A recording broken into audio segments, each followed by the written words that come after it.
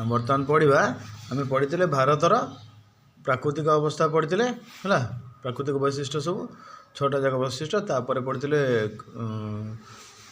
भारतर जलवायु जलवायु आम ऋतु परिवर्तन पढ़ी है बर्तमान आम पढ़ा कौन ना भारतर प्राकृतिक उद्भिद एवं जीवजंतु है ता भर प्रथम पढ़िया प्राकृतिक उद्भिद आम आम प्राकृतिक उद्भिद क्या कह प्रथम कह उद्भिद उद्भिद क्या कह गछ लता ठीक प्राकृतिक उद्भिद पुणी कौन गछ कौन आम तैयारी करछे ना तो आईसी पत्र कईसी पत्र सुट कही दौचे गोटे गछ सुट हो कि ना मंजीटे पोते पड़ी पानी टे देवा पड़ी ना कि ये सब कलापर गछटा हो गछ तो बड़े बड़े हो आम तो तैयारी करने ताले सेटा प्राकृतिक हम ना नहीं ताले पुणी प्राकृतिक पुणी कौन सब तो ताले प्राकृतिक होगा प्राकृतिक पुणी कौन प्राकृतिक उद्भिद कौन हाँ प्राकृतिक उद्भिद हूँ कौन ना जो उद्भिद सब जो है जो उद्भिद मनुष्यर बिना हस्तक्षेप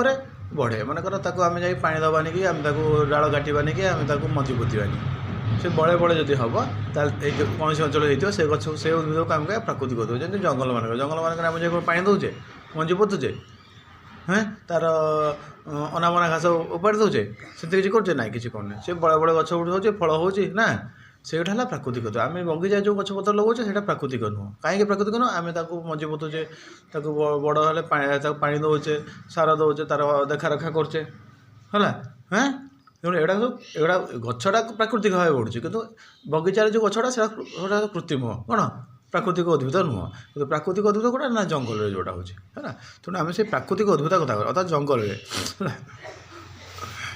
तेणु मनीष बिना साहाଯ୍य आपे आपे बढ़ुवा घास बुदा गछ लता जहाँ रहीगला ये सब कह प्राकृतिक उद्भिद मनीष बिना साहाଯ୍य बढ़ो जी आम जो बढ़ेवा हेनी आम बगीचार गछ को प्राकृतिक उद्भिद कहवानी भिन्न भिन्न जलवायु भिन्न भिन्न प्रकार प्राकृतिक उद्भिद देखा जाए सब जगह कौन सामान गछ देखा जाए मनकर आम राजस्थान जावा से कौन बर गछ पाइबा ना आंब गछ पाचे ना पणस गछ पाचे ना से कौन पाइबा ना बबुल कंटा जातीय उद्भिद पढ़ी आम नागफणी सिजु सप्तफणी नुह ये सब पाइबा कहीं ना जलवायु अलग सेठाकर जलवायु अलग आमर एठाकर जलवायु आम मन जम्मू काश्मीर पटक जा सेठी जो गछ पाचे ये आम पाइबा ना पाइबानी से कौन आंब आंब पणस पाइबा ना पाइबानी कि बर पाइबा ना से गछ अलग रही नुह कि हाँ से पाइन फर ये सब रमर ये कौन आंब पणस शाल पियाशाल ये सब रहा तेणु जलवायु को लेकिन प्राकृतिक अलग अलग देखा जाए कहीं मुख्यतः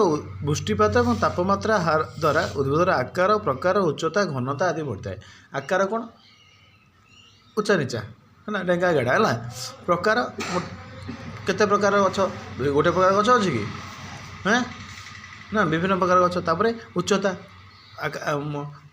कौटी कौटी से एका शाल शाल मंजी शाल गछ देखा गोटे जगह शाल गछ देखा डेंगा डेंगा थी आ गोटे जगह शाल गछ छोट छोट हो कहीं जलवायु को लेकिन जलवायु नहीं कौन है ना घनता घनता मान लगी लगी रहा है ना साधारण रूपे कहले गोटे निर्दिष्ट अंचल जिते अधिक जो जी संख्यक उद्भिद रहा तार घनता कहवा है कौ जगार गछ गुड़िक लगी लगी जंगल लगी लगी कौटी जगह छाड़ी छाड़ी थो जमी मनकर मरुभूमि अंचल कंटा जातीय उद्भिद देखा जाए से कौन ये बुदाटे से बुदाटे दूर दूर छाड़ी छाड़ी जाए तो आमर आम जो चिरहरित अरण्य जा केरल जा कि पश्चिम घाट पर्वतमालार पश्चिम पटक जा कि उत्तर पूर्व भारतर अंचल को जा घंच जंगल देखा गछड़ा लगी लगी थी से घनता अधिका थी है तो जलवायुर भिन्नता जो आम देश में भिन्न प्रकार प्राकृतिक उद्भिद देखा जाए सेगुड़ी को मुख्यतः 5टा श्रेणी में आम विभक्ता कर गोटे हूँ क्रांतीय चिरहरित अरण्य आ गोटे क्रांतीय पर्णमोची अरण्य बा जहाँ को आम कह मौसुमी अरण्य जेहेतु आम भारत में मौसुमी वायु प्रभावित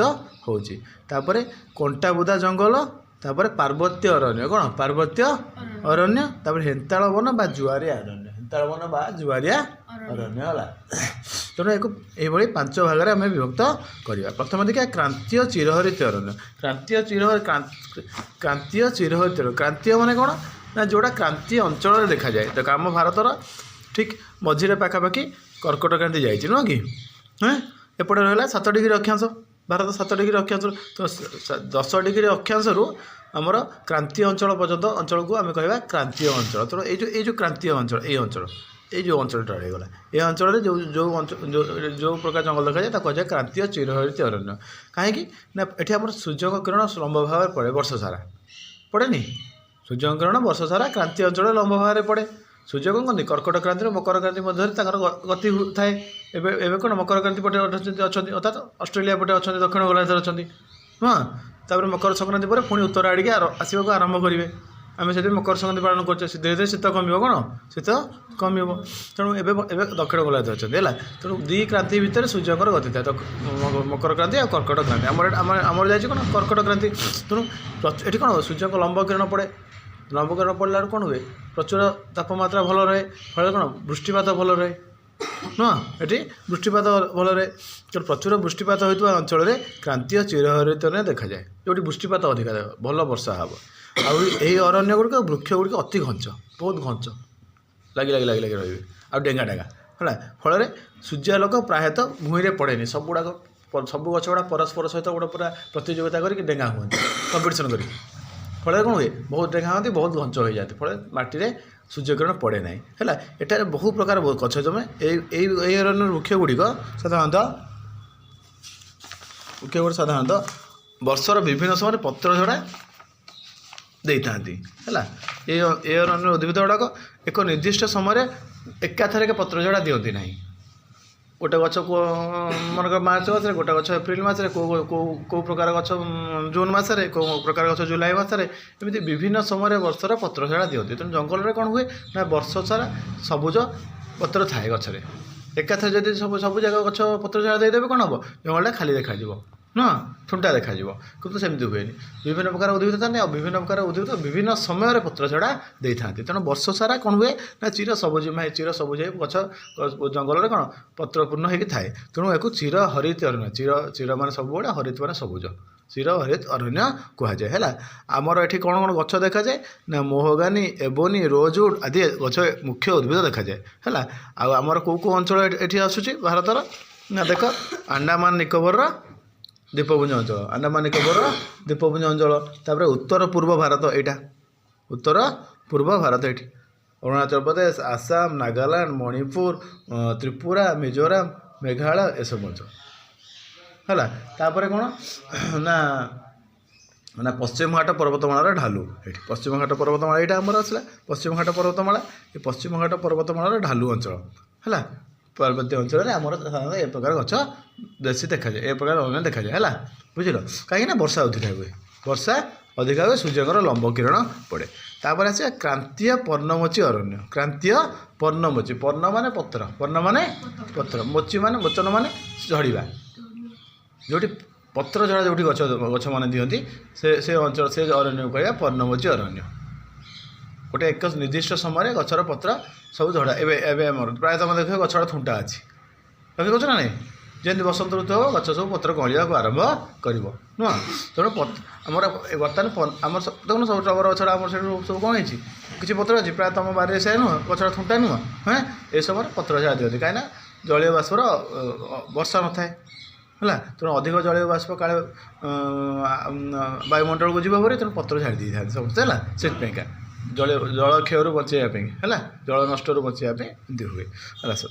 ତେଣୁ କ୍ରାନ୍ତୀୟ ପର୍ଣ୍ଣମୋଚୀ କ'ଣ ନା କ୍ରାନ୍ତି ଅଞ୍ଚଳରେ, କ୍ରାନ୍ତି କେଉଁଠି ହେଇଥିଲା ଆମର ଭାରତ, କେଉଁଠି ଅଛି ନା କର୍କଟ କ୍ରାନ୍ତିରେ, ଏଇଠି କର୍କଟ କ୍ରାନ୍ତି। ତେଣୁ ଏଇଟା କ୍ରାନ୍ତି ଅଞ୍ଚଳ। ତେଣୁ ଏ କ୍ରାନ୍ତି ଅଞ୍ଚଳରେ ହେଲା ଆମ ଦେଶର ଅଧିକାଂଶ ଅଞ୍ଚଳରେ ଏଇଟା ଦେଖାଯାଏ। କାରଣ ଦେଖ, ଆମ କ୍ରାନ୍ତି ଅଞ୍ଚଳ ପୁରା ମଝିରେ ଆମର ଯାଇଛି କର୍କଟ କ୍ରାନ୍ତି। ତେଣୁ ପାଖାପାଖି ଭାରତ ସବୁ ଅଞ୍ଚଳରେ ଏଇଟା ବେଶୀ ଦେଖାଯାଏ।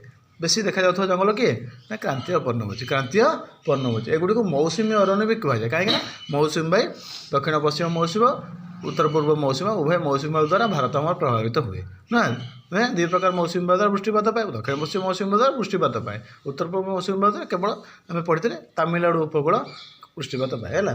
ତେଣୁ ଏଇ ଅରଣ୍ୟ ଗୁଡ଼ା ଏତେ ଘଞ୍ଚ ନୁହଁ। ମୌସୁମୀ ଅରଣ୍ୟ ମାନେ କ'ଣ, ବର୍ଷ ସାରା କ'ଣ ବର୍ଷା ହେଉଛି, ବର୍ଷା ଦିନରେ ଅଳ୍ପ ଅଳ୍ପ ବର୍ଷା ହେଉଛି ନା, ସବୁବେଳେ କ'ଣ ବର୍ଷା ହୁଏ ମୌସୁମୀ ଅଞ୍ଚଳରେ? ନାହିଁ, ଆମର ସବୁବେଳେ କ'ଣ ବର୍ଷା ହୁଏ, ଆମର ଜୁଲାଇରୁ ସେପ୍ଟେମ୍ବର ଅକ୍ଟୋବର ଯାଏଁ ବର୍ଷା ଟିକେ ହେଉଛି ହେଲା। ତେଣୁ ଏତେ ଘଞ୍ଚ ନୁହଁ।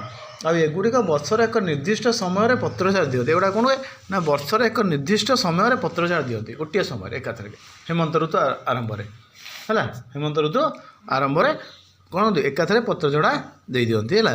ତେଣୁ ସମଗ୍ର ଅରଣ୍ୟ ପୁରା ଥୁଣ୍ଟା ଦେଖାଯାଏ, ଯେମିତି ଆମର ଏବେ ବାରି ଗୁଡ଼ାକ ଦେଖାହେଉଛି ଥୁଣ୍ଟା ଥୁଣ୍ଟା ଦେଖାହେଉଛି ନାଇଁ କି ହେଲା। ଖାଲି ଏଇ ଯେଉଁ ଆମର ଗେଣ୍ଡୁ ଫେଣ୍ଡୁ ଗଛ ହେଉଛି ନା, ବାକି ଟଗର ଫଗର ସବୁ ଝଡ଼ିଯିବନି ପତ୍ର ହେଲା। ତେଣୁ ଅରଣ୍ୟ ଥୁଣ୍ଟା ଦେଖାଯାଏ, ଏଥିପାଇଁ ଏହାକୁ ପର୍ଣ୍ଣମୋଚୀ କୁହାଯାଏ।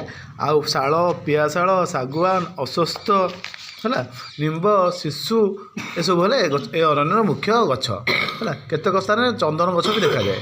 ଆଉ ଓଡ଼ିଶା ଆମର କେଉଁ ଅଞ୍ଚଳରେ ଜଙ୍ଗଲ ଦେଖାଯାଏ ନା ଓଡ଼ିଶା କେଉଁଟା ଏଠି ଓଡ଼ିଶା କ'ଣ ଓଡ଼ିଶା, ମଧ୍ୟପ୍ରଦେଶ ହେଲା, ତାପରେ ଛତିଶଗଡ଼ ହେଲା, ତାପରେ ବିହାର, ତାପରେ ଝାଡ଼ଖଣ୍ଡ ହେଲା, ତାପରେ ଉତ୍ତରପ୍ରଦେଶ, ତାପରେ ମହାରାଷ୍ଟ୍ର କ'ଣ ମହାରାଷ୍ଟ୍ର ହେଲା। କେତେକ ଅଞ୍ଚଳ କ୍ରାନ୍ତୀୟ ପର୍ଣ୍ଣମୋଚୀ ଅରଣ୍ୟ ଦେଖାଯାଏ। ଜନସଂଖ୍ୟା ଯୋଗୁଁ ଏ ଅଞ୍ଚଳରେ ଲକ୍ଷ୍ୟ କର ଉତ୍ତରପ୍ରଦେଶ ହେଉ, ବିହାର ହେଉ, ଛତିଶଗଡ଼ ହେଉ, ଝାଡ଼ଖଣ୍ଡ ହେଉ, ଏସବୁ ଓଡ଼ିଶା ହେଉ, ଏସବୁ ଅଧିକ ଜନସଂଖ୍ୟା ବିଶିଷ୍ଟ ରାଜ୍ୟ। ତେଣୁ ଲୋକ ସଂଖ୍ୟା ବଢ଼ୁଥିବା ହେତୁ ଏ ଅରଣ୍ୟକୁ ଲୋକମାନେ କ'ଣ ନିଜର ରାସ୍ତାଘାଟ, କଳ କାରଖାନା, ଘର ଦ୍ୱାର ପାଇଁ କ'ଣ କାଟି ଦେଉଛନ୍ତି। ତେଣୁ ଏ ଅରଣ୍ୟ ଧୀରେ ଧୀରେ ହ୍ରାସ ପାଉଛି, କମି କମି ଯାଉଛି। ଅଧିକ କୃଷି ଜମି, ଯେତେ ଅଧିକ ଲୋକ ବଢ଼ିବେ ଖାଇବା ପାଇଁ ଆମର କ'ଣ ଦରକାର ଚାଷ ହେବା ଦରକାର। ତ ଚାଷ ଜମିର ଆବଶ୍ୟକତା ଏବଂ ଅନ୍ୟାନ୍ୟ ନିର୍ମାଣ କାର୍ଯ୍ୟ, କଳ କାରଖାନା, ରାସ୍ତାଘାଟ ପାଇଁକା ଏସବୁ ଜଙ୍ଗଲକୁ ଆମେ କାଟି ଦେଉଛେ, କ'ଣ କହୁଛେ କାଟି ଦେଉଛେ। ତେଣୁ ଆଉ କାହିଁକି ଆଉ ଗୋଟେ ବଡ଼ କାରଣ ହେଉଛି ଶାଳ, ପିଆଶାଳ ଗଛର ମୂଲ୍ୟ ଅଧିକା, କାଠର ମୂଲ୍ୟ ଅଧିକା। ତେଣୁ ମୂଲ୍ୟବାନ ଅର୍ଥନୈତିକ ଦୃଷ୍ଟିରୁ ଏ ଅରଣ୍ୟ ବେଶ୍ ଗୁରୁତ୍ୱପୂର୍ଣ୍ଣ। ତେଣୁ ଏଠି କାଟି ଦେଉଛି, କିନ୍ତୁ ଆମେ ରଖିବା ଦରକାର ହେଲା। ଆମେ ଏହାପରେ ପଢ଼ିବା କଣ୍ଟା ବୁଦା। କଣ୍ଟା ବୁଦା କ'ଣ କଣ୍ଟା ବୁଦା କେଉଁଠି ରହିବ ଭାବିଲ? ଆମେ କଣ୍ଟା ବୁଦା କେଉଁଠି ଦେଖିଛେ? ମରୁଭୂମି ଅଞ୍ଚଳରେ। କାହିଁକି ନା ସେଠି ବୃଷ୍ଟିପାତ ହୁଏ ନାହିଁ, ପ୍ରାୟତଃ ଭଲ ବୃଷ୍ଟିପାତ ହୁଏ ନାହିଁ। ତେଣୁ ଗଛ କ'ଣ ହୁଏ, ଗଛର ପତ୍ର ଗଛ ରହିପାରେନି। ଯେତେ ଅଧିକା ପତ୍ର ରହିବ ସେତେ ଅଧିକା ବାଷ୍ପ ବିମୋଚନ ହେବ। କ'ଣ ଜଳୀୟ ବାଷ୍ପ ବିମୋଚନ ହେବ। ଆମେ କେତେ ଚତୁର୍ଥ ଶ୍ରେଣୀ ପଢ଼ିଥିଲେ ନା, ବାଷ୍ପ ବିମୋଚନ। ତେଣୁ ଗଛ ଗୁଡ଼ା କ'ଣ କରିଥାନ୍ତି, ପତ୍ରଟାକୁ କଣ୍ଟାରେ ପରିଣତ କରିଥାନ୍ତି। ଆମେ ଉପଯୋଜନ ପଢ଼ିଥିଲେ ଚତୁର୍ଥ ନା କେଉଁ ଶ୍ରେଣୀରେ ପଢ଼ିଥିଲେ, ଉପଯୋଜନ ଚତୁର୍ଥ ପଞ୍ଚମ ପଢ଼ିଥିଲେ, ବାସ୍ ଉପଯୋଜନ। ତେଣୁ ଉପଯୋଜନ ଯୋଗୁଁ ଗଛ ଗୁଡ଼ା କ'ଣ କରିଥାନ୍ତି ନା ପତ୍ରକୁ କଣ୍ଟାରେ ପରିଣତ କର। ବା ପ୍ରାୟ ଗଛରେ ପତ୍ର ହିଁ ନଥାଏ, କାଣ୍ଡଟା ମାଂସଳିଆ ଥାଏ ନା, ତା ଭିତରେ ପତ୍ର ଥାଏ ଆଉ ସେଇଟା ସବୁଜ ଥାଏ। ସିଏ ଆମର ଆଲୋକ ଶ୍ଳେଷଣ ପ୍ରକ୍ରିୟାରେ ଖାଦ୍ୟ ତିଆରି କରେ, ପତ୍ର ଖାଦ୍ୟ ତିଆରି କରେନି ହେଲା। ତେଣୁ ଆମେ ସେଠି କଣ୍ଟା ବୁଦା ସେଇଥିପାଇଁ ଦେଖାଯାଏ। ଆଉ ଚେର ଗୁଡ଼ା ଭାରି ଲମ୍ବା ଥାଏ, ଚେର ଗୁଡ଼ାକ ବହୁତ ମାଟିର ଗଭୀରକୁ ଯାଇଥାନ୍ତି, କାହିଁକିନା କେଉଁଠି ଟିକେ ଯଦି ଜଳ ପାଇବେ ହେଲା। ତେଣୁ କଣ୍ଟା ବୁଦା ଦେଖାଯାଏ। ଏଠାରେ ଉଦ୍ଭିଦ ଅଳ୍ପ ଉଚ୍ଚ ଆଉ ମୋଟା ପତ୍ର ହେଇଥାନ୍ତି, ଅଧିକାଂଶ ଗଛ କଣ୍ଟାଯୁକ୍ତ ହେଇଥାଏ। କାହିଁକି ବୁଝିଲ ହେଲା, ବାଷ୍ପ ବିମୋଚନ କମେଇବା ପାଇଁ ହେଲା। ଆଉ ମୋଟା ପତ୍ର ଜଳକ୍ଷୟ କମାଏ ହେଲା। ଆଉ ମୁଖ୍ୟତଃ ସିଜୁ, ଖଜୁରୀ, ନାଗଫଣୀ, ବବୁଲ ଆଦି ଛୋଟ ଉଦ୍ଭିଦ ଏଠି ଜନ୍ମେ ହେଲା। ଆଉ ରାଜସ୍ଥାନ ଆମର କେଉଁ ଅଞ୍ଚଳରେ ଏଇଟା ଅଛି ନା, ଦେଖ ରାଜସ୍ଥାନ କେଉଁଟା, ରାଜସ୍ଥାନ, ପଞ୍ଜାବ, ହରିୟାଣା ହେଲା। ପଶ୍ଚିମଘାଟ ପର୍ବତମାଳାର ପୂର୍ବ ପଟ ଏଇପଟଟା, ପଶ୍ଚିମଘାଟ ପର୍ବତ ଏଇପଟଟା କେଉଁଟା, ଏଇଟା ପଶ୍ଚିମ ପଟ, ଏଇଟା ପୂର୍ବ ପଟଟା, ଏ ମାଳଭୂମି ଅଞ୍ଚଳ ହେଲା। ଆଉ ଗୁଜୁରାଟରେ ଅଛି କେଉଁଠି, ଏଇଠି ଏ ଗୁଜୁରାଟର ଏ କଚ୍ଛ ଅଞ୍ଚଳ କେଉଁଟା, ଏ କଚ୍ଛ, ଏଇଠି ଗୁଜୁରାଟର କଚ୍ଛ ହେଲା। ଏଇଠି ଲେଖା ଅଛି ଏଇ କଚ୍ଛ ଅଞ୍ଚଳ, ଜାନ୍ ଅଫ୍ କଚ୍ଛ ଲେଖାଏନି, ଏଇ ଗଛ ଅଞ୍ଚଳ ସାଧାରଣତଃ ଏ ଗଛ ଅଛି ହେଲା। ତାପରେ ଆସିବା ପାର୍ବତ୍ୟ ଅରଣ୍ୟ। ତାପରେ କ'ଣ ଆସିବା ପାର୍ବତ୍ୟ ଅରଣ୍ୟ। ପାର୍ବତ୍ୟ ଅରଣ୍ୟ କ'ଣ ଆମର କେଉଁଠି, ଆମର ପର୍ବତ କେଉଁଠି ଅଛି, ଉତ୍ତର ପଟେ ହିମାଳୟ ପର୍ବତମାଳା ହେଲା। ଉଚ୍ଚତା ବଢ଼ିବା ସଙ୍ଗେ ସଙ୍ଗେ ପାର୍ବତ୍ୟ ଅଞ୍ଚଳରେ ବିଭିନ୍ନ ପ୍ରକାର ଗଛ ଦେଖାଯାଏ। ପାର୍ବତ୍ୟ ଅଞ୍ଚଳରେ ଗୋଟେ ପ୍ରକାର ଗଛ ଦେଖାଯାଏନି। ଆମେ ଯେତେ ତଳୁ ଯିବା, ପାଦଦେଶ ଯେତେ ଉପରକୁ ଯିବା, ସେତେ ବିଭିନ୍ନ ପ୍ରକାର ଗଛ ଦେଖି ଯିବା। କ'ଣ ବିଭିନ୍ନ ପ୍ରକାର ଗଛ ଉଦ୍ଭିଦ ଦେଖିବାକୁ ଯିବା। ତେଣୁ ଉଚ୍ଚତା ବଢ଼ିବା ସଙ୍ଗେ ସଙ୍ଗେ ପର୍ବତାଞ୍ଚଳରେ ବିଭିନ୍ନ ପ୍ରକାର ଉଦ୍ଭିଦ ଦେଖାଯାଏ। କାରଣ ଉଚ୍ଚତା ବୃଦ୍ଧି ସହ ବାୟୁର ତାପମାତ୍ରା ହ୍ରାସ ପାଏ। ଆମେ ଯେତେ ଉପରକୁ ଯିବା ହେଲା, ଆମେ ଯେତେ ବାୟୁମଣ୍ଡଳ ଉଚ୍ଚକୁ ବଢ଼ିଯାଏ, ତାପମାତ୍ରା ଆମର କମି ଯିବ, ନୁହଁ କି? କାହିଁକି ମନେ ରଖିଥା, ପ୍ରତି 165 ମିଟରରେ କେତେ, 165 ମିଟରରେ 1 ଡିଗ୍ରୀ ସେଲସିୟସ୍ ତାପମାତ୍ରା କମିଥାଏ। ବୁଝିଲ? ଏଇଟା ଆମର କେଉଁଠି ଟ୍ରପୋସ୍ଫିୟରରେ ହୁଏ ହେଲା। ଆମର ବାୟୁମଣ୍ଡଳ ସବୁଠୁ ତଳ ସ୍ତରରେ ହେଲା, ନିମ୍ନ ସ୍ତରରେ।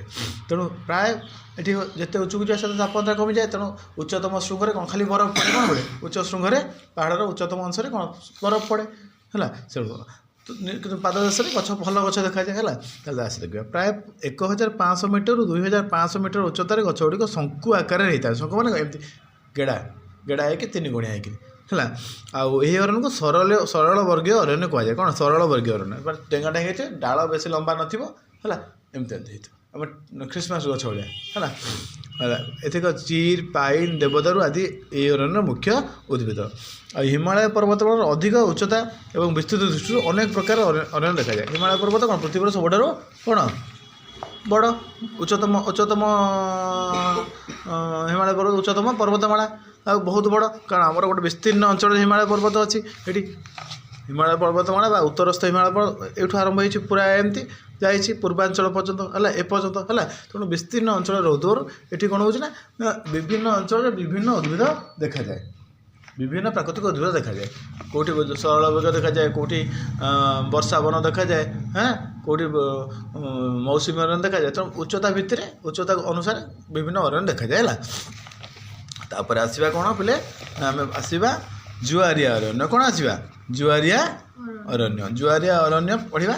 ଜୁଆରିଆ ଅରଣ୍ୟ କ'ଣ ନା ବା ଆମେ ତାକୁ ହେନ୍ତାଳ ବନ କହିବା। ଆମର ତୁମର ଗୋଟେ କାହାର ଗୋଟେ ବିଷୟ ଅଛି ସୁନ୍ଦରୀ ବନ ହେନ୍ତାଳ ଗୋଟେ କ'ଣ ଥିଲା ଆରେ ସାହିତ୍ୟରେ ଗୋଟେ କ'ଣ ନଥିଲା କାହାର ଅଛି କ'ଣ ନାଁଟା କୁହୁକ ବନ ହଁ କୁହୁକ ବନ ଭିତରକନିକା ଗୁଡ୍ ହେଲା। ସେଇଟା କ'ଣ ସେଠି ଯେଉଁ ଗଛ ଗୁଡ଼ା ଦେଖାଯାଏ ତାକୁ କ'ଣ ଯାଏ ହେନ୍ତାଳ ବନ କୁହାଯାଏ। କ'ଣ କୁହାଯାଏ ହେନ୍ତାଳ ଗଛ ବାସ୍ ସେଇ ଜିନିଷ। ତ ଜୁଆରିଆ ଅରଣ୍ୟ ବା ହେନ୍ତାଳ ବନ ଉପକୂଳବର୍ତ୍ତୀ ଜୁଆର ପାଣି ମାରୁଥିବା ସନ୍ତସନ୍ତିଆ ଅଞ୍ଚଳରେ ଉପକୂଳବର୍ତ୍ତୀ ଅଞ୍ଚଳ କେଉଁଟା ଏଇଟା ସମୁଦ୍ର ଉପକୂଳବର୍ତ୍ତୀ ଅଞ୍ଚଳ ଏଇଟା ଏ ଅଞ୍ଚଳରେ ହେଲା ଏ ଅଞ୍ଚଳରେ ହେଲା ସମୁଦ୍ର ପାଣି ଜୁଆର ଆସେ ପ୍ରତିଦିନ ହେଲା ଜୁଆର ଆସେ ସେ ଜୁଆର ପାଣି ମାରୁଥିବା ଅଞ୍ଚଳରେ ଆମର ସନ୍ତସନ୍ତିଆ ଅଞ୍ଚଳରେ ହେନ୍ତାଳ ବନ ଦେଖାଯାଏ ହେଲା। ଆଉ ହେନ୍ତାଳ ବନ ସେଠି ଯେଉଁ ଜଙ୍ଗଲ ଦେଖାଯାଏ ତାକୁ କୁହାଯାଏ ହେନ୍ତାଳ ବନ। ଆଉ ହେନ୍ତାଳ ବୃକ୍ଷ ଏହି ଅରଣ୍ୟର ମୁଖ୍ୟ ହେନ୍ତାଳ ବୃକ୍ଷ ଏ ଗୋଟେ ଅଲଗା ପ୍ରକାର ଗଛ। କ'ଣ ଗଛ ନା ଏ ଗଛ ଗୁଡ଼ାକର ଚେର ଗୁଡ଼ାକ ଉପରକୁ ଦେଖାଯାଏ। କ'ଣ ଚେର ଗୁଡ଼ାକ ଉପରକୁ ଦେଖାଯାଏ। ମୁଁ ତୁମ ମୋବାଇଲରେ ଦେଖେଇଦେବି ହେଲା।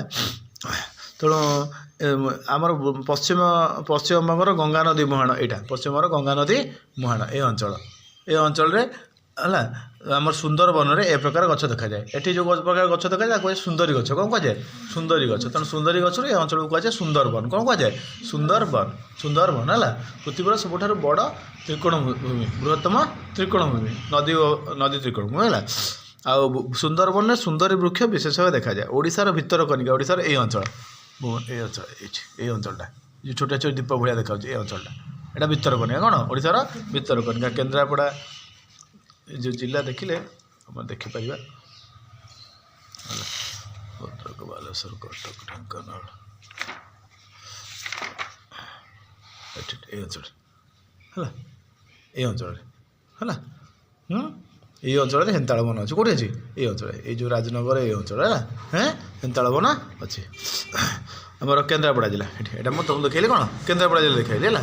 ଏଇ କେନ୍ଦ୍ରାପଡ଼ା ଜିଲ୍ଲାରେ ଏଇ ଅଞ୍ଚଳଟାରେ ସମୁଦ୍ର ଉପକୂଳବର୍ତ୍ତୀ ଏଇ ଅଞ୍ଚଳରେ ଆମର ହେନ୍ତାଳ ବନ ଅଛି। ତୁମ ଯେଉଁ କୁହୁକ ରାଣୀ ହେନ୍ତାଳ ବନ ଯେଉଁ ସେଟା ଅଛି ଏଇ ଅଞ୍ଚଳଟା ହେଲା ଏଇ ଜାଗାଟା ହେଲା କେନ୍ଦ୍ରାପଡ଼ା ଜିଲ୍ଲା ଏବଂ ଆଣ୍ଡାମାନ ନିକୋବର ଆମର ଭାରତର ଆଣ୍ଡାମାନ ନିକୋବର ଦେଖିବା କେଉଁଠି ଥିଲା ଏଇଠି ଆଣ୍ଡାମାନ ନିକୋବର ଆମର ଭାରତର ଆଣ୍ଡାମାନ ନିକୋବର ଅଞ୍ଚଳରେ ସାଧାରଣତଃ ହେନ୍ତାଳ ବନ ଅଛି ହେଲା। ତାପରେ ଆସିବା ଇଏ ହେଲା ଆମର 5ଟା ଯାକ ଅରଣ୍ୟ ପ୍ରକାର ବୋଧେ ଆସିଗଲେ। ତାପରେ ଆସିବା ଅରଣ୍ୟ ଉପକାରିତା କ'ଣ ଜଙ୍ଗଲ ଉପକାରିତା କ'ଣ ବିନା ଜଙ୍ଗଲରେ ସୃଷ୍ଟି ଆମର ପୃଥିବୀ ରହିବନି। ଯଦି ଆମେ ପୁରା ଗଛ କାଟିଦେବା ଧୀରେ ଧୀରେ ଜୀବଜନ୍ତୁ ବି ନଷ୍ଟ ହୋଇଯିବେ। କାହିଁକିନା ଗଛ ଦ୍ୱାରା ଗଛ କ'ଣ ଦିଏ ଅମ୍ଳଜାନ ଦିଏ ଆମକୁ ଦିନବେଳା ଅଙ୍ଗାରକାମ୍ଳ ଗ୍ରହଣ କରି ଖାଦ୍ୟ ତିଆରିରେ ଅମ୍ଳଜାନ ଦିଏ। ତା ଗଛ କ'ଣ କରେ ଆମେ ପଢ଼ିଥିଲେ 40ଟା ପତ୍ର ଥିବା ବଡ଼ ପତ୍ର ଥିବା ଗଛ ଗୋଟେ ଦିନ 2 ଲିଟର ପାଖାପାଖି ଜଳୀୟ ବାଷ୍ପ କ'ଣ କରେ ବାୟୁମଣ୍ଡଳକୁ ଛାଡ଼ିଥାଏ ନା କି ଆମକୁ କ'ଣ କୁହାଯାଏ ନା ବାଷ୍ପ ବିମୋଚନ କରିଥାଏ। ତେଣୁ ବୃଷ୍ଟିପାତ ହୁଏ ଜଳୀୟ ବାଷ୍ପ ପରିମାଣ ବଢ଼େ। ଇଏ ଗୋଟେ ମୁଖ୍ୟ ଅମ୍ଳଜାନ ପରିମାଣ ବଢ଼ିବାରୁ ଶୁଦ୍ଧ ବାୟୁ ପାଏ 2ରେ ବୃଷ୍ଟିପାତ ସାହାଯ୍ୟ କରେ। ତାପରେ ଜଙ୍ଗଲ ଆମେ ବହୁତ ଜିନିଷ ପାଉଛେ ଔଷଧୀୟ ଇଏ କାଠ ଫାଠ ଏସବୁ ପାଉଛେ। ତାପରେ ଜଙ୍ଗଲରେ ଜୀବଜନ୍ତୁ କୀଟପତଙ୍ଗ ଏମାନେ ଜୀବଜନ୍ତୁ ବି ରହୁଛନ୍ତି ନା ଜୀବଜନ୍ତୁ ନ ରହିଲେ ମଧ୍ୟ ଗୋଟେ ସନ୍ତୁଳନ ରହିବନି ପରିବେଶରେ। ତେଣୁ ଜଙ୍ଗଲ ଆମର ବହୁତ ଦରକାର ହୁଏ ହେଲା। ଆମେ ଜଙ୍ଗଲକୁ ଘର ପାଇଁ କାଠ ପତ୍ର ଜାଳେଣୀ କାଠ ଗୋରୁ ଗାଈଙ୍କ ଖାଦ୍ୟ ଔଷଧ ବୃକ୍ଷ ଚେରମୂଳି ହେଲା ସବୁ ଲାଖ ଝୁଣା ଆମେ ଯେଉଁ ଝୁଣା ଦେଉଛେ ଠାକୁରଙ୍କୁ କେନ୍ଦୁପତ୍ର ଯେଉଁଟା ଆମର ବେଡ଼ି ହରିଆ ସବୁ ତିଆରି ହେଉଛି ହେଲା। ଜଙ୍ଗଲ ହିଁ ବନ୍ୟଜନ୍ତୁଙ୍କ ସ୍ଥାନ। ବଣରେ ଯେଉଁ ଜୀବଜନ୍ତୁ ବାଘ ଭାଲୁ ଏସବୁ କେଉଁଠି ରହିବେ ଘରେ ରହିବେ ଜଙ୍ଗଲରେ ତେଣୁ ଆମେ ଜଙ୍ଗଲ କାଟିଦେବା ସିଏ ଆଉ ରହିପାରିବେ ତାଙ୍କେ ମରିଯିବେ ନା। ତେଣୁ ଏ ଜଙ୍ଗଲ ଆମ ପାଇଁ ବହୁତ ଗୁରୁତ୍ୱପୂର୍ଣ୍ଣ। ଆମେ ମନ ଇଚ୍ଛା ଗଛ କାଟିଦେବା ଦ୍ୱାରା ପ୍ରାକୃତିକ ଉଦ୍ଭିଦ ସମ୍ପୂର୍ଣ୍ଣ ଭାବେ ଲୋପ ପାଇଯାଉଛି ଅବାଧରେ ମନ ଇଚ୍ଛା। ଆଉ ଆମ ପାଇଁ ଜଙ୍ଗଲର ଗୁରୁତ୍ୱ ଦୃଷ୍ଟିରୁ ଅଧିକ ଗଛ ଆମେ ଲଗାଇବା ଦରକାର ହେଲା। ଆଉ ସେଗୁଡ଼ାକ ଜଗିବା ଦରକାର, ତାକୁ ସୁରକ୍ଷା କରିବା ଦରକାର। ଆଉ ଆମେ ଜନସଚେତନତା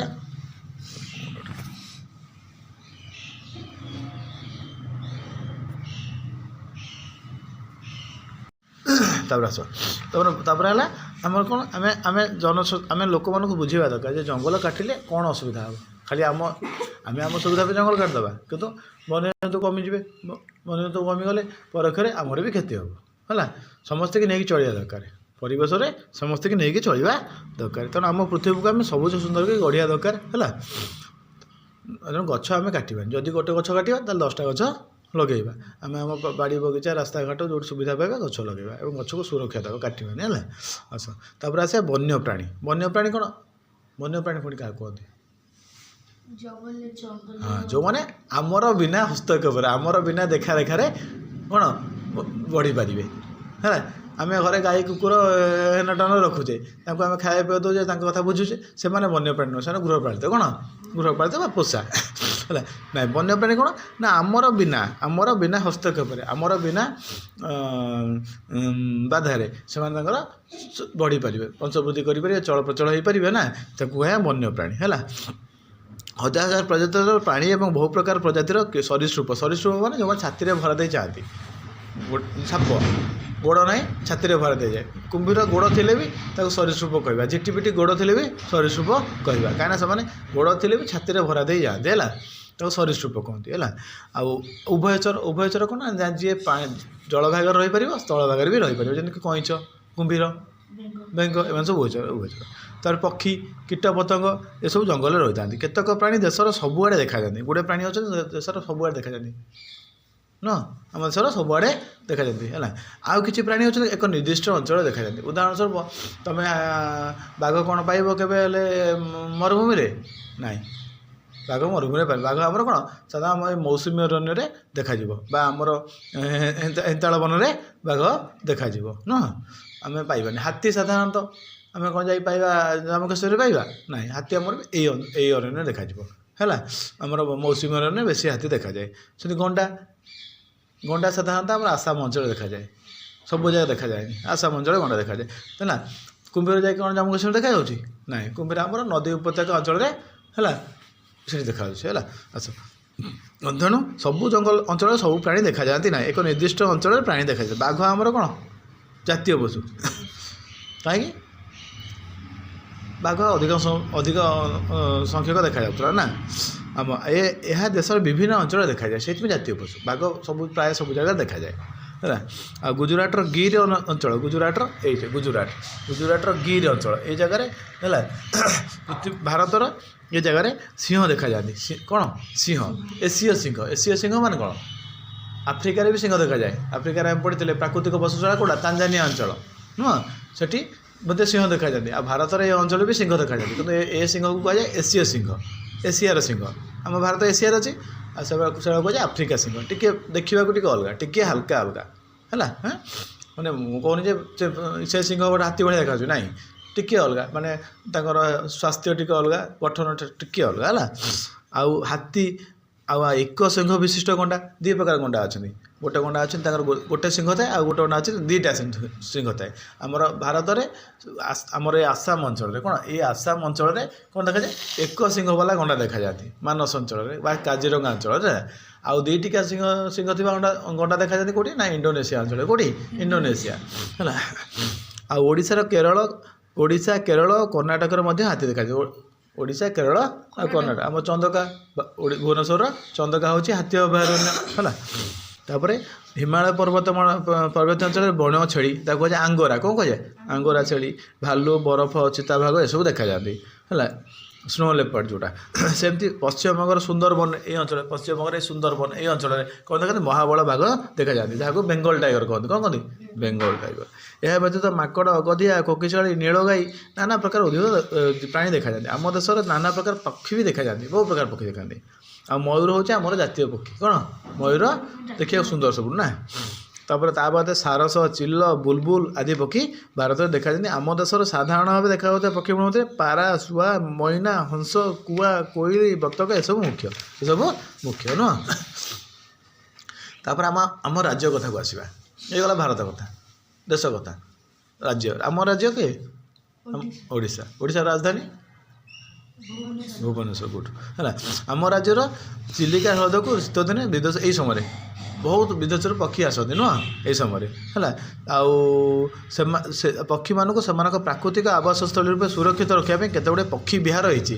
ପକ୍ଷୀମାନଙ୍କୁ ଆଗେ ଶିକାର କରିଦିଅନ୍ତି ଲୋକ ଅଣ୍ଡା ପାଇଁ, ମାଂସ ପାଇଁକା ହେଲା। ତେଣୁ ତାକୁ ସୁରକ୍ଷିତ ପାଇଁ ଗୁଡ଼େ ପକ୍ଷୀ ବିହାର ତିଆରି କରାଯାଇଛି ହେଲା। ଆଉ ଏଠାରେ ପକ୍ଷୀ ଶିକାରକୁ ମନା କରାଯାଇଛି, ନିଷିଦ୍ଧ ମାନେ ମନା କରାଯାଇଛି। ସେଥିପାଇଁ ଦଣ୍ଡ ଦିଆଯାଏ ହେଲା। ଆଉ ତୁମେ କହିବ ତୁମ ଅଞ୍ଚଳରେ ଦେଖାଉଥିବା 5ଟା ପକ୍ଷୀ କହିବ ହେଲା। ଆଉ ଆମର ଯେଉଁ ଚିଲିକାରେ ଯେଉଁ ଅଞ୍ଚଳରେ ପକ୍ଷୀ ବେଶୀ ଦେଖାଯାଏ ତାକୁ କୁହାଯାଏ ନଳବଣ। କ'ଣ କୁହାଯାଏ? ନଳବନ ହେଲା। ଭାରତରେ ବିଭିନ୍ନ ପ୍ରକାର ସାପ ବି ଦେଖାଯାଆନ୍ତି। ସେଗୁଡ଼ିକ ମଧ୍ୟ ଅଜଗର, ଅହିରାଜ, ନାଗ ଦେଖିଛ, ଚିତି, ବୋଡ଼ା ହେଲା। ବାସ୍। ଆଉ ଜଙ୍ଗଲ କ୍ଷୟ ଯୋଗୁଁ ପ୍ରାୟ ବନ୍ୟଜନ୍ତୁ ଏବେ ନଷ୍ଟ ହୋଇଗଲାଣି। ଧୀରେ ଧୀରେ ତୁମେ ଲକ୍ଷ୍ୟ କର, କାଉ ଆଉ ପ୍ରାୟ ଦେଖାଯାଉନାହାନ୍ତି। ସକାଳୁ ଆଗେ କ'ଣ କାଉ କା ହେଇକି ପାଟି କରୁଥିଲେ ନୁହଁ, ଏବେ ଦେଖୁଛ କାଉ ଆଉ ପ୍ରାୟ କାଉ ଦେଖାଯାଉନାହାନ୍ତି। ବହୁତ ପକ୍ଷୀ ଲୋପ ପାଇଗଲେଣି, ଘରଚଟିଆ ଲୋପ ପାଇଗଲେଣି। ଆମର ଅଞ୍ଚଳ ଆଉ ଦେଖାଯାଉନାହାନ୍ତି ନୁହଁ କି? ଆଗେ ଘରଚଟିଆ ଟୁକୁ ସକାଳୁ ଉଠିଲା ବେଳକୁ ଟୁକୁ ହଉଥିବ, ଏଡ଼ିକି ପକ୍ଷୀ ଦେଖିଛ? ଏବେ ଲୋପ ପାଇଗଲେଣି। କାଉ ତ ନାହାନ୍ତି ହେଲା, ଆଉ ଦେଖାଯାଉନାହାନ୍ତି। କାଉ କୋଦବା କ୍ୱଚିତ୍ ଦେଖାଉଛନ୍ତି। ତେଣୁ ପ୍ରାୟ ବନ୍ୟଜନ୍ତୁ ଲୋପ ପାଇଗଲେଣି। ବାଘ ସଂଖ୍ୟା କମିଯାଉଛି, ହାତୀ ସଂଖ୍ୟା କମିଯାଉଛି, ଭାଲୁ ସଂଖ୍ୟା କମିଯାଉଛି। ସବୁ କମିଯାଉଛନ୍ତି। କାହିଁକିନା ଜଙ୍ଗଲ ନଷ୍ଟ। କ'ଣ ତାଙ୍କର ରହିବା ଜାଗାଟା କ'ଣ ପ୍ରାକୃତିକ କେଉଁଟା କେଉଁଠି ରହିବେ? ଜଙ୍ଗଲରେ। ଆମେ ଜଙ୍ଗଲକୁ କାଟି ଦେଉଛେ ହେଲା। ତେଣୁ ଜଙ୍ଗଲ ନଷ୍ଟ, ସେମାନେ ଖାଇବାକୁ ପାଉନାହାନ୍ତି, ପାଣି ପାଉନାହାନ୍ତି, ମରିଯାଉଛନ୍ତି। ବନ୍ୟପ୍ରାଣୀ ଆମ ପ୍ରାକୃତିକ ପରିବେଶର ଗୋଟେ ଗୁରୁତ୍ୱପୂର୍ଣ୍ଣ ଅଙ୍ଗ। ଆଉ ମାନବ ସମାଜ ପାଇଁ ଏମାନେ ବହୁତ ଦରକାର। ପଶୁମାନେ ଆମେ ଭାବେ ଯେ ବାଘଟା ହିଂସ୍ର, ଦରକାର ନାହିଁ। ବାଘ ଯଦି ନ ରହିବେ ତାହେଲେ ହରିଣ ସଂଖ୍ୟା ବଢ଼ିଯିବ। ହରିଣ ସଂଖ୍ୟା ବଢ଼ିଗଲେ ଜଙ୍ଗଲ ସେ ସବୁ ଖାଇଯିବେ, ଜଙ୍ଗଲ ନଷ୍ଟ ହେଇଯିବ। ତ ଗୋଟେ ସନ୍ତୁଳନ ହେବା ଦରକାର, ଗୋଟେ ସନ୍ତୁଳନ ହେବା ଦରକାର। ସାପ ବି ଦରକାର, କ'ଣ ସେମାନେ ମୂଷା ଖାଇଦେବେ। ମୂଷା କ'ଣ କରନ୍ତି ନା ଖାଦ୍ୟ ନଷ୍ଟ କରନ୍ତି ନୁହଁ। ତାପରେ ବେଙ୍ଗ ବି ରହିବା ଦରକାର। ବେଙ୍ଗ କ'ଣ କୀଟପତଙ୍ଗ ଖାଆନ୍ତି। କୀଟପତଙ୍ଗ ଖାଇଲେ, ମଶା ଖାଇଲେ ତାଙ୍କ ମଶା ବଂଶ କମିବ।